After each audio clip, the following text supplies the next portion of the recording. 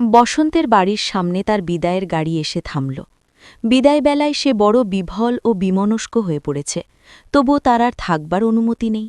তাই সে অত্যন্ত ধীর পায়ে তার বিদায় যানের দিকে এগিয়ে যেতে লাগল।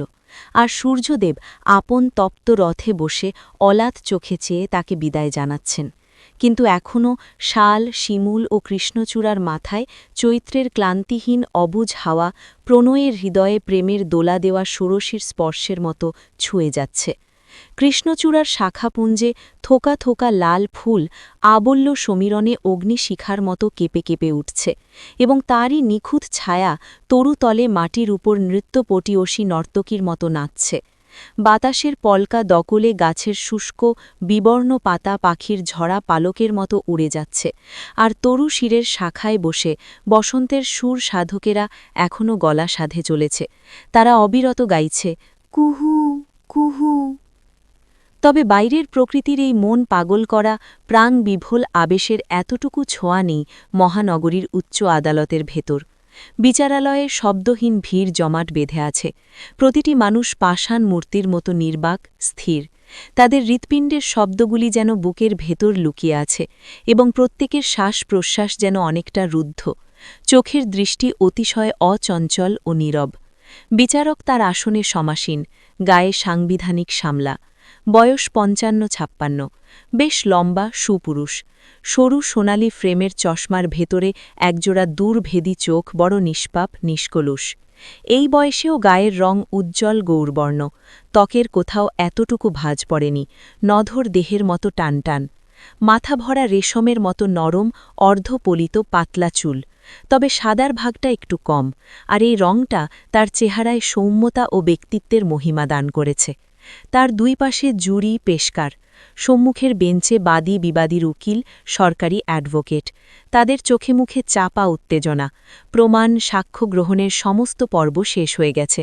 বিচারক এখন মামলার রায় ঘোষণা করবেন। রায় কোন দিকে যাবে তা নিয়ে সকলের ভেতর একটা অস্থিরতা বিরাজ করছে। আর মামলায় যার শাস্তি নির্ধারণ হতে চলেছে সে কাঠগড়ায় অত্যন্ত বিরস মুখে ঘাড় হেট করে দাঁড়িয়ে আছে।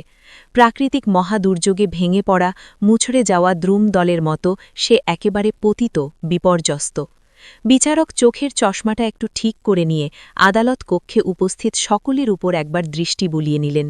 অতঃপর নির্বিকার চিত্তে, অবিকৃত কণ্ঠে তিনি রায় পাঠ করতে লাগলেন। সমস্ত সাক্ষ্য প্রমাণের ভিত্তিতে এই উচ্চতর আদালত মহকুমা দায়রা আদালতের রায় বহাল রাখল। অজস্র প্রমাণে একথা স্পষ্ট হয়েছে যে আসামি রথীন মহাপাত্র অনেকদিন আগে থেকেই হিংস্র হয়ে উঠেছিল।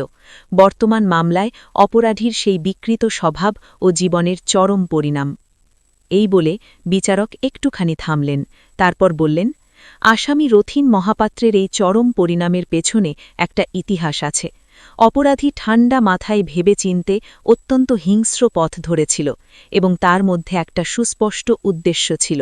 আসামি রথীন তার প্রতিবেশী ধীরেন কায়েপুত্রের একমাত্র সন্তান ও বিধবা কন্যা শ্রীমতী মল্লিকা কায়েপুত্রের প্রতি আকৃষ্ট হয়ে ওঠে। বিশেষ করে বলা যায় যে মল্লিকা বিধবা হয়ে বাপের বাড়িতে ফিরে আসার পর তার উপর আসামির কুনজর পড়ে। বহুবার আভাসে, ইঙ্গিতে এবং পরে স্পষ্ট ভাষায় আসামি মল্লিকাকে কুপ্রস্তাব দেয়, কিন্তু প্রত্যেকবার মল্লিকা তা প্রত্যাখ্যান করে, কারণ সে জানত আসামি বিবাহিত এবং তাদের সম্পর্ক সমাজ মেনে নেবে না। ঘরে স্ত্রী বর্তমান থাকা সত্ত্বেও আসামির মধ্যে বিকৃত বাসনা উদ্গ্র ছিল। সাক্ষীগণের বয়ান ও আসামির স্ত্রী সবিতা মহাপাত্রের বয়ান থেকে জানা যায় যে শ্রীমতী মহাপাত্র রুগ্ন ও দুর্বল হওয়ার কারণে তার প্রতি আসামির আকর্ষণ ছিল না। সাক্ষীগণ জেরায় এও বলেছেন যে এই বিতৃষ্ণার কারণে কখনো সখনো আসামি তার স্ত্রীকে মারধর করত। এমনকি শ্রীমতী মহাপাত্র এই প্রহারের কথা স্বীকার করে নিয়েছেন।